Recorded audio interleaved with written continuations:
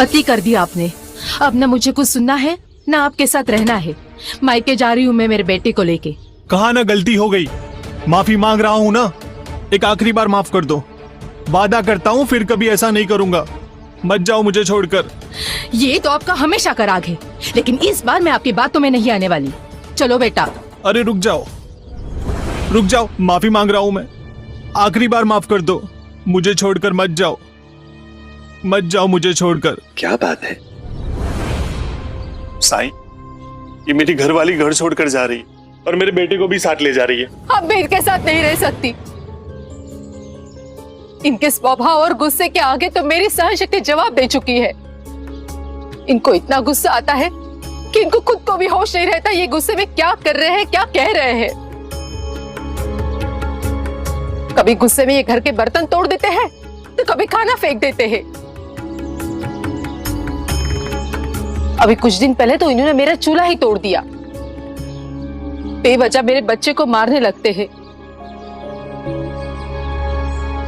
जबकि मेरा बेटा इतना शैतान भी नहीं है। घर तो घर, बाहर भी इनका यही हाल है। पड़ोसियों से झगड़ा करने लगते हैं। इनका स्वभाव ऐसा हो गया है कि इनके भाई, यहाँ तक कि आई बाबा ने भी घर पे आना बंद कर दिया है। मेरे मायके वालों को भी ये बेइज्जत करते हैं। पर मैं तो तुम्हें हमेशा। ये आपका हर बात का राग है, लेकिन इस बार मैं आपके झांसे में नहीं आने वाली। साईं, मैं मेरी गलती कबूल करता हूं, लेकिन ऐसा नहीं है कि ये सब कुछ मैं जानबूझकर करता हूं। पेशे से बड़ा ही हूं। कभी मेरे पास काम होता है तो मैं ठीक रहता हूं, लेकिन जब मेरे पास काम नहीं होता मुझे चिढ़ होती है, जुलजुलाहट होती है।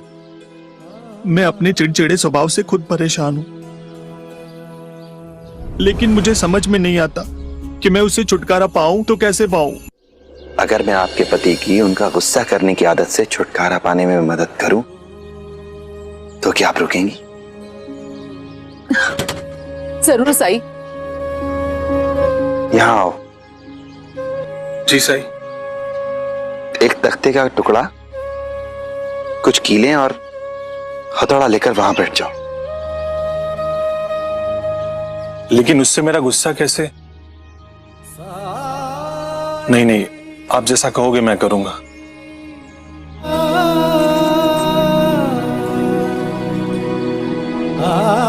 अब तुम्हें याद करना है कि जीवन में कब कब तुम बहुत गुस्सा हुए और तुमने लोगों के साथ बुरा व्यवहार किया, और ऐसी हर घटना के लिए तुम्हें इस तख्ते पर एक कील ठोकनी है। आप नहीं समझोगे बाबा, क्योंकि आपको सिर्फ अपनी पड़ी है। सबसे पहले बाबा पे गुस्सा किया था।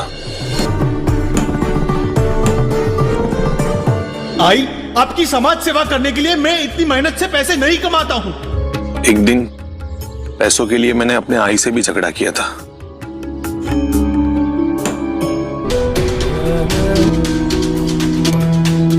सारी घटनाएं याद कर ली? साई, ये तो शुरुआत है। लकड़ी के ऐसे कई तख्तों की जरूरत लगेगी इनको। कल जब मेरा एक सौदा टूटा तो मुझे बहुत गुस्सा आया और मैंने अपने बेटे को थप्पड़ मार दी। हो गया साईं। अब सारी कीलों को अपने हाथ से खींचकर बाहर निकालो। ये क्या मजाक है साईं? अगर आपको सारी कीलों को निकलवाना ही था तो आपने मुझे लकड़ी में ठोकने के लिए क्यों कहा? मैं ठोकता ही नहीं ना। गुस्से से छुटकारा पाना चाहते हो या अपने परिवार से? मुझ पे भी गुस्सा किया ना, तो अब एक कील और ठोको और फिर इन सबको अपने हाथ से निकालो। जी साईं।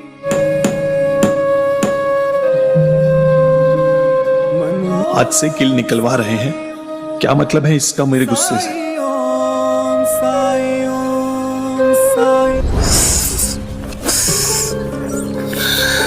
ये क्या तरकीब है गुस्सा भगाने की? मुझे तो और गुस्सा आ रहा है। कम से कम एक तो निकला। मेरे लिए थोड़ा पानी ले आओ। और हाँ, साई कब से यहाँ पे, उनके लिए भी कुछ खाने पीने के लिए आओ। आज तो मैं सारी किले साई के सामने निकाल कर ही रहूंगा।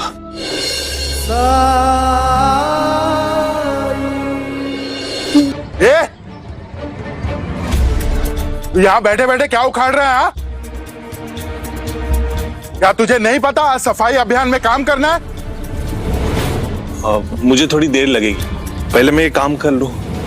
तू क्या लाड साहब है जो बाद में आएगा? हाँ, बोला ना अभी चल। अरे छोड़। जीवन में हमारे आसपास बहुत कुछ ऐसा होता है जिसे हम नियंत्रित नहीं कर सकते। अगर नियंत्रित कर सकते हैं तो वो है केवल आपकी प्रतिक्रिया।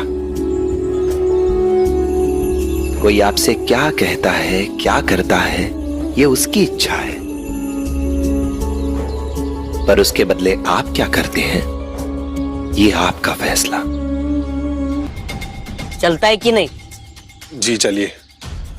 और तुम भी चलो, और तुम अपने बच्चे को भी साथ में ले लेना। रे फकीर, तू तो इस गांव का सबसे बड़ा फुकट चंद है, फुकट चंद। चल जरा काम कर, चल। जी जरूर। चलो। बाकी की कीलें सफाई अभियान के बाद आकर निकाल लेना। जी साईं।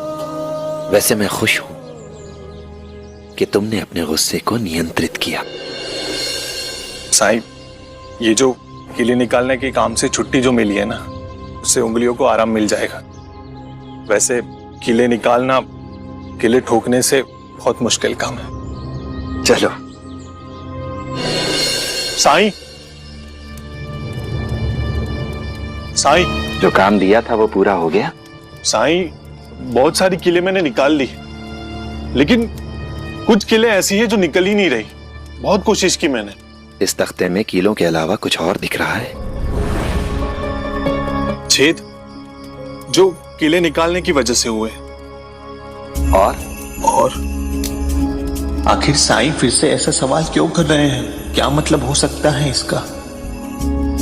और हथौड़ी के चोट के निशान। इंसान का गुस्सा और गुस्से में मुंह से निकले शब्द, वो भी दूसरे की यादों पर ऐसे ही जख्म छोड़ जाते हैं।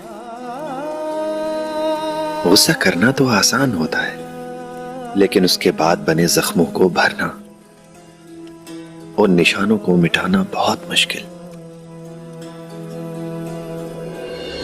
इंसान की बोली में कितनी शक्ति होती है, कभी सोचा है? जानते हो तुम? सब कुछ इस पर निर्भर करता है कि वो इस शक्ति का प्रयोग कैसे करता है। वो चाहे तो इसी बोली से किसी को जीत ले, या इसी बोली से सब कुछ हार जाए। वो चाहे तो अपने शब्दों से किसी को जख्म दे दे या किसी के जख्म भर दे। वो चाहे तो लोगों में, समाज में प्यार बांटे या फिर नफरत। किसी के मन में आशा की उम्मीद की किरण जगा दे या किसी को नाउम्मीद कर दे, क्योंकि इसी बोली, इन्हीं शब्दों से संबंध बनते भी हैं और बिगड़ भी जाते हैं। इसलिए अगली बार जब गुस्सा आए तो एक क्षण रुकना और सोचना कि तुम क्या कहने जा रहे हो, क्या करने जा रहे हो। लेकिन साईं, इस गुस्से का क्या करूं? जब भी वो आता है किसी न किसी पे निकलता है। मुझे लगता है कि किसी को मारूं, किसी पे चिल्लाऊं। गुस्सा आने में कोई बुराई नहीं है। फर्क इस बात से पड़ता है कि गुस्सा तुम्हारे नियंत्रण में है या तुम गुस्से के नियंत्रण में हो। इसलिए अगली बार जब गुस्सा आए तो किसी तख्ते में कुछ कीलें ठोक देना और बाद में उन्हें निकालना भी, क्योंकि किसी को अपनी बातों से जख्म देने से, तकलीफ पहुंचाने से अच्छा है कि अपने मन को किसी काम में लगा लिया जाए। कुछ दिनों बाद तुम महसूस करोगे कि गुस्सा तुम्हारे नियंत्रण में है। प्रयास करने से ही सफलता मिलेगी। ठीक है साईं, आपकी इस सलाह का मैं हमेशा पालन करूंगा। आपके आशीर्वाद से सब अच्छा होगा। मेरी बदतमीजियों को सह के भी तुमने हमेशा मेरा साथ दिया, मुझे बदलने का प्रयास करती रही। मुझे सुधरने का एक और मौका दे दो। आपके पति को अपने किए पर पछतावा है और इन्होंने खुद को बदलने का संकल्प भी लिया है। इसलिए मुझे लगता है कि आपको इन्हें माफ कर देना चाहिए। शुक्रिया साईं। राम जी भला करें।